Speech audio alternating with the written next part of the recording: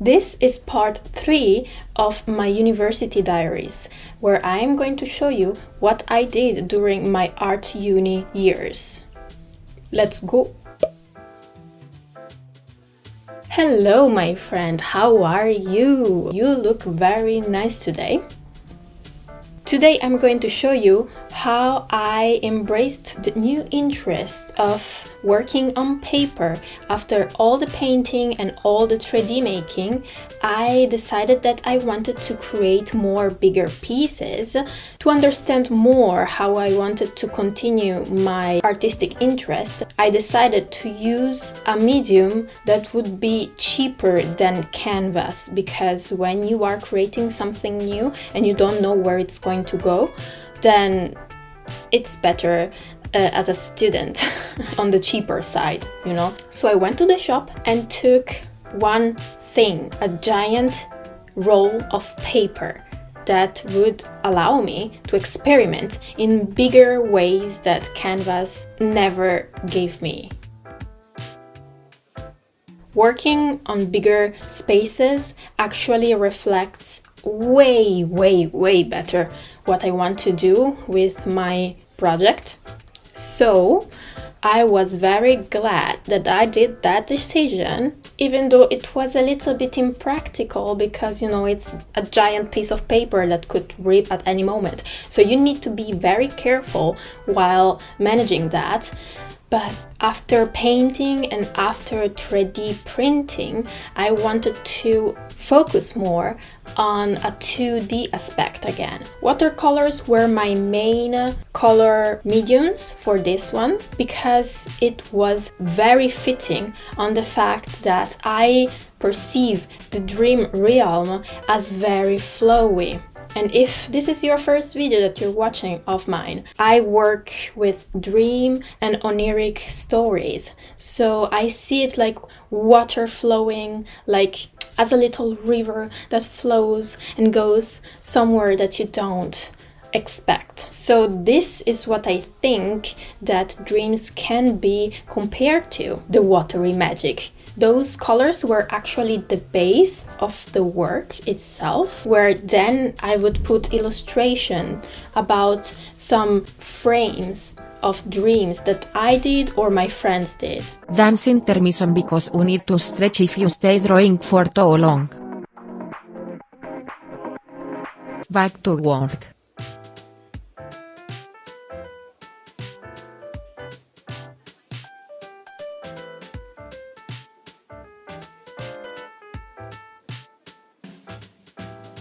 A map of dreams. That was my intent. The watery colors could be the continents, and the dream itself would be projected onto the land through illustrations and pictures, all put in one space. The dreams were from multiple persons because these are real dreams that happened to me or my friends. So interesting because I asked what they dreamt of, how they were feeling, and every single question that came up after, so they could reveal as best that they could the dream to me, so I could then interpret it. Almost like I was a psychologist, taking their dream and interpret that into one painting. So this is what I wanted to do. By using paper, it was very helpful because I wasn't afraid of messing up because paper is very cheap. So if then I mastered my paper pieces, I could then take that project and put it into canvas, the more expensive medium.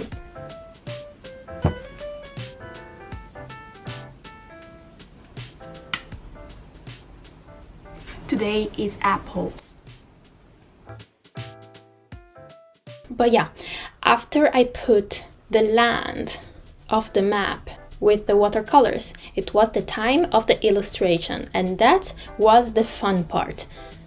Also the watercolors were the fun part, but I preferred the illustration ones because then I could interpret the dreams that I had in my list, because I had a few. Especially for this one, I had 4 people with me, 5, And so I put them all in one place and created this patchwork of dreams. I had a few experiments over this paper piece because I wanted to know if I could tear or cut the paper without having too much of a disaster, because I was worrying that if I cut something, then the paper would just disintegrate under my hands, you know. That's not good if it happens. So this was a good piece because I could try, and if it disintegrated, then would be okay. And I tried to cut very little pieces, and it actually came out very well because I wanted to demonstrate the lack of memory that you have about some of your dreams. Something might be blank that you don't remember, so I cut the paper because I wanted to represent that. I also wanted to add more sparkles onto the piece because I thought that putting more light reflecting specks over that giant space, it would create a very interesting visual effect.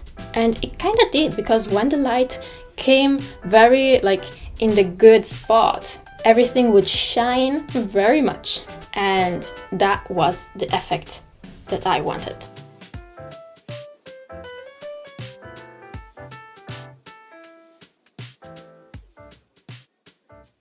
So, after finishing this big piece, I decided to continue my journey with the paper because it was actually very interesting how I could play with other pieces of paper and cuts and everything so easily that I decided to do 2 other bigger pieces that took at least 1 month each after this piece. This is a video that is showing just how I began to develop another project. So this video is just like one little step that needed to become real to go then to the other step and bigger one. After this piece, 2 other will follow. So let's see how many other parts of this series I will do. This is the part where I finish the video because the artwork is complete.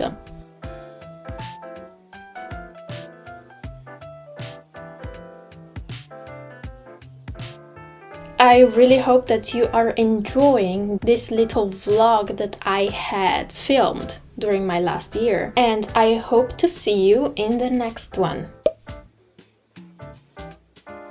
Thank you for giving me your most precious coin, your time coin, and I will see you another time. Bye bye! Oh, Jesus. Ay, ay, ay.